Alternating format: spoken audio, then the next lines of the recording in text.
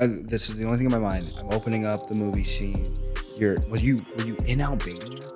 I was not personally in Albania. You were not in Albania. That was like the kidnap scene. No, that never happened. That didn't happen. No, that never happened.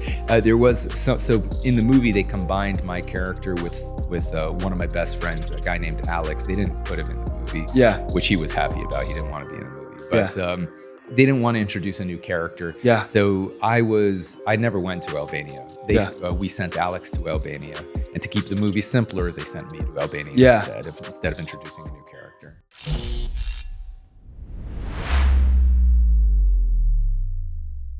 Let's go. We're live. So we have another episode of Adversity Kings. Special guest today, David Packouz. How's it going? Going good. Thanks for having me. Thank you for showing up, man. Yeah. This is really sweet, man. I remember growing up watching War Dogs. I don't know when that movie released. When did that release? 2016. 2016. Yeah. Where were you? Where was I? Yeah. I was in Miami. So you're in Miami, 2016. The movie comes out. I feel like I'm just now seeing ads of you. Why didn't you capitalize on this immediately? Hey, that's me. Yeah. Well, I mean, I didn't capitalize on it because I was doing a whole bunch of other businesses. Yeah. I was running my music tech company, Singular Sound, and I was busy creating my product, InstaFloss, which is a device that flosses your teeth for you. Wow. Yeah. I mean, ever since the movie came out, I've had a lot of people asking me to teach them how to do government contracting. Yeah. And I was just busy with my other startups. And I had also been banned from doing government contracting. I remember the end of the movie, it said it was like 10, was it a 10-year ban? 15 years total, yeah. 15 years. It was like 12 years, but like it had already been 3 years before the sentencing. So in total, about 15 years. Wow. Yeah, and I just recently got off the banned list. So I knew that my information on government contracting was a little bit out of date. Yeah. So I didn't even though I had like hundreds of people asking me to teach them how to do it, I was like, I didn't feel comfortable doing it, and I was too busy to do it anyway.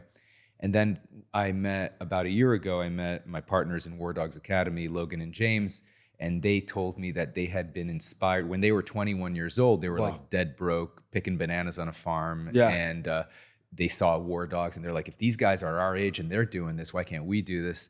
And so they got obsessed with it, and they taught themselves the business, and like 6 years later, they have a multi-million-dollar government this is something contracting people business. still do to this day. Oh, I mean, it's bigger than ever. There's twice as much money being spent by the government today than back when I was doing it. So it's twice the size. Because war is just a business. I mean, it's not even just war necessarily. It's the government. The government spends $7 trillion a year. So whether they're in wartime or not. I mean, obviously when there's a crisis, that spending goes up. Like during COVID, they really turned on the money faucet. So whenever there's a problem in the economy, there's even more business, which is great for people doing government contracting, because while the rest of the economy is going down, their business is going up. Wow. Yeah. Now, I was getting a haircut right before this. Me and my barber were watching the movie.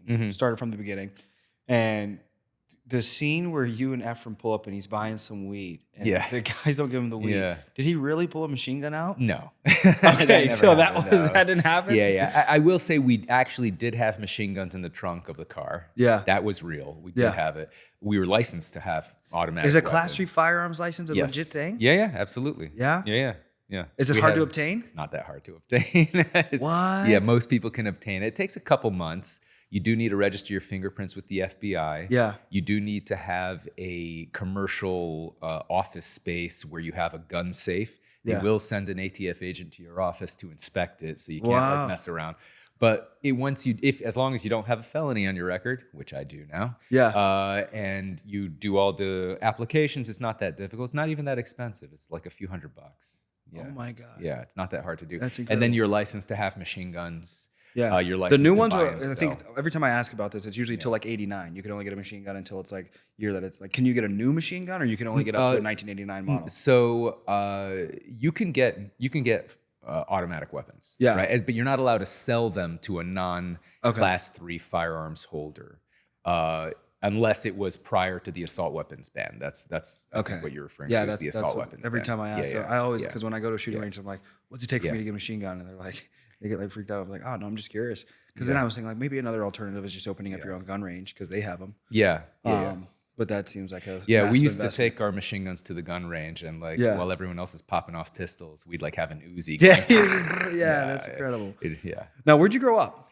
I grew up in Miami Beach. You grew up in Miami Beach. Yeah. Well, I I was born in St. Louis, but lived in Jerusalem in Israel until I was 8 years old, and then moved to Miami Beach. Wow. And yeah, so most of my life in Miami. So you were born in Jerusalem. In St. Louis. Okay, you were born in St. Louis, and then did you move back like instantly? When I was a baby. Same like thing a few with my weeks girl. old. She was born in California, and then when she was a baby, they moved to I can't pronounce her town. It's like northern Haifa.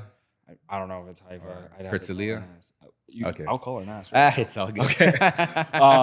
But no, she moved north, and then she was there until I think 20 when she got out of the IDF. And then, So she served. Yeah, so she served, and then she came over here, but she still got the accent. Right. But so I left early enough to lose my accent, thankfully. Yeah, but you still speak, so that's cool. You still speak. You read it. Yeah. Now, what was it like your relationship with your parents when you were young? Well, my parents are very religious. They're Orthodox Jews. Okay. Yeah, my dad was an Orthodox rabbi. Is that the hat? Yes. We I'm had so the sorry hat, if that sounds like the fedora, the button-down white shirt, the black jacket. Wow. But we didn't have like the long curls on the side, but I had straight ones. Yeah. So we had something. But we weren't ultra Orthodox, but we were not modern Orthodox either. We were in the middle. It's called Yeshiva Orthodox, which is like kind of halfway between modern and ultra. Was that referenced in the movie Yeshiva or something? Yeah, so they say yeshiva literally means it's like a place of study. It's kind of like university. Yes. And so the religious school we went to is called Yeshiva. In South Beach? And so he's like, oh, we did run Yeshiva, you know? Yes. Is that legit? You guys went to school together? Yeah. We didn't go to school together, but we both went to separate yeshivas. We both went to separate Jewish schools, religious Jewish schools. Now, it seems like there's such a strong Jewish presence in Miami. Yeah, there is. Yeah. Why or how? Is it just someplace people are like, oh yeah, we enjoy it here? Or? I don't know the exact history of how Jews ended up in Miami, but like it's been like we've been here for the past like 100 years or so. Yeah. In the beginning, we were excluded from all the golf courses. It was no Jews allowed. That was legal. Yeah. Most of the people who built Miami were pretty intense anti-Semites, as most people back then were. Yeah. And unfortunately, a lot of people are today still. But yeah, Jews have a long history in Miami. And that's why it's so successful like now. The Jackie Gleason Theater. Yeah. It's a lot of Miami was built by Jews. Yeah. Yeah. Now when you started to maybe when you got who were you closest with growing up? Was it your mom, dad? I was close with both of them. When you got in trouble, what was the dynamic like with the family? Well, my parents always had a united front. Okay. So, I've never seen my parents argue with each other, ever. I mean, they had 9 kids, so I'm one of 9 children. Wow. So I'm third from the oldest. And so if anyone got in trouble, they would kind of discuss it privately, and then they would come up with a plan and, sit you down and, tell you what was going to happen. That's kind of how it went. Yeah. Now, everything goes down. You get into trouble. The trouble you got in was more of like a probationary type. Well, I was sentenced to 7 months of house arrest at the end, so I didn't go to prison, thankfully. Wow, what a blessing! Yeah, absolutely. Yeah, that's a blessing. And then what was life like? So when was the house arrest sentencing? When was that? I got sentenced in 2011. 2011, 7 months. What was 2012? The last, what is that? 12 years? What are we in 2024 right now? Yeah. So what was the last 12 years like for you? Was it immediately? What were your businesses? So I hear the Instant Floss. Right. So the way I got in, when at first, we got the New York Times published their front page article, very unflattering article about us in 2008, and that kind of destroyed the business, and that kind of exposed the Army, and so that's why they canceled our contract, and the Justice Department decided to bring charges against us, even though they knew the whole time. It was just the publicity that kind of forced them to do it. Yeah. So between 2008, 2011, my lawyer told me, you got to just make yourself look like a Boy Scout. So I got a job at a nonprofit. I went back to school studying mechanical engineering. I even went back to doing massages on the side because I was a professional massage therapist. Yeah. And they told me you can't do the gun business, you can't do government contracting anymore. So when I got sentenced in 2011, and part of the sentencing was that I was banned from doing government contracting for the next 12 years or so. I knew I had to find something new. right? Yeah. Because this all of my education of government contracting was not going to be useful going forward. Yeah. While I was under house arrest, I was, of course, bored. I felt very lucky. I was very fortunate to avoid prison, but I was very bored. I'm a musician. I play guitar. I'm a singer-songwriter. So I was playing a lot of guitar. And of course, people could visit me. It wasn't like a COVID-style lockdown, but no drummer's going to bring over his drum set over my house to jam. It's a pain in the butt to move. So I bought a drum machine, this electronic device for people who don't know. It goes on the table. You can make beats with the buttons, and then it plays in a loop, and then you could play your guitar to the beat. But every time you want to change the beat, you have to press the button on the machine, which interrupts the flow of the music. Like when I want to go from verse to chorus, the drums change. So I'd have to stop playing my guitar, press the button. And I thought, man, I need a drum machine in a pedal that I could tap with my foot so I don't have to stop playing my guitar. And I was sure someone made it, so I tried to buy it, couldn't find it anywhere. Wow. And I told my musician friends about it, and they're like, oh, that sounds super cool. Let me know if you find something like that. And I thought, well, if everyone wants it, nobody's making it, so I'm going to make it. And so that was my first product. It took me 3 years, actually, to figure out how to get it engineered and manufactured. It's called the Beat Buddy, like your buddy that plays the beat. Yeah. And we're actually about to release our 10th anniversary edition. Wow. Yeah, it became a massive hit. We sold many millions of dollars worth of it. Yeah. And it won a whole bunch of industry awards. A lot of famous musicians use it. So, and that was the launch of my music tech company, Singular Sound. And that was the first product in like a series of music tech related products. Are you the most successful out of the 9? I would say so, yes. Yeah. Out of the 9 of us, 4 out of my 5 brothers work in one of my companies. Wow. Yeah. Is it the music? So now we all started with the Singular Sound, the music tech company. I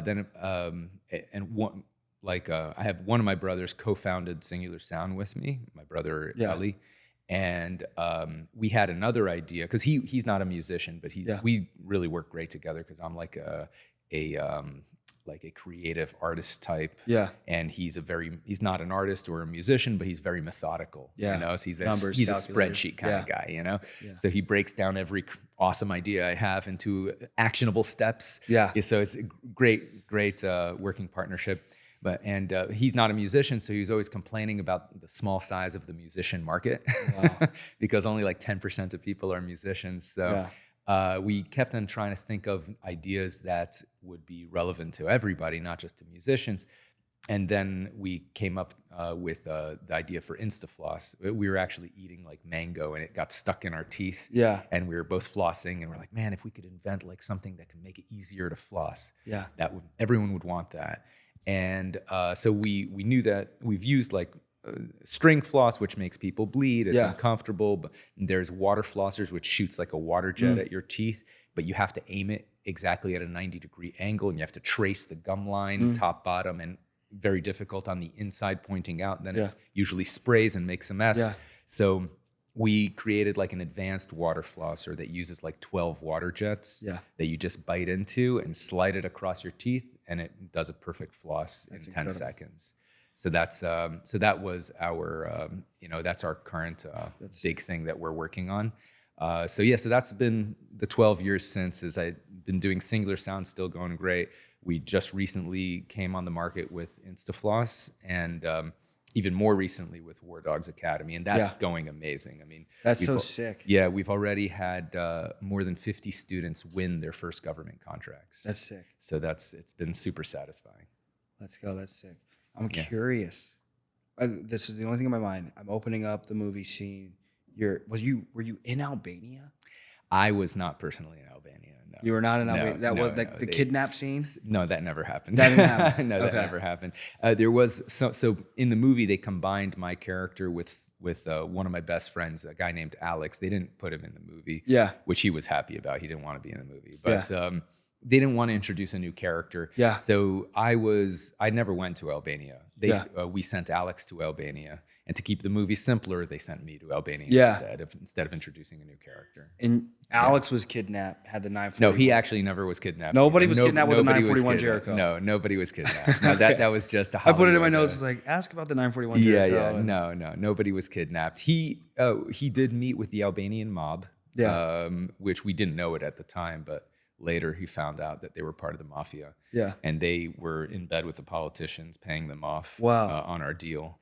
So he did do that, but and at the way end, when the thing went down, he kind of escaped on a ferry to Greece. Yeah. Because he wasn't sure what was going to happen. Yeah. But he never got kidnapped. Now, from all the characters in the movie, are you close with anybody still, like Ephraim or any of those guys? I mean, I'm very close with Alex because he's one of my best friends. Ephraim and I are not friends. No. He still owes me $5 million.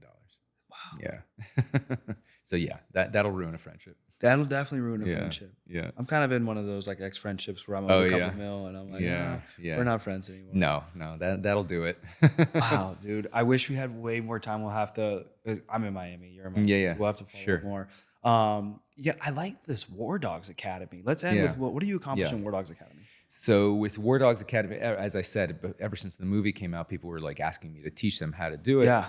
And I didn't really feel comfortable teaching them myself because I wasn't sure how up to date my info was. Yeah. And when I met Logan and James, who are my partners, and they have a current very successful government contracting business, we decided to put together this course.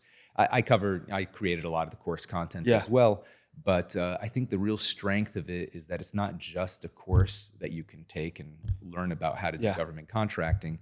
It's we also have a community where all the people who are part of the course can interact with each other, build connections, and we hired several retired government contracting officers, people who used to work for the government, deciding who wins the contracts.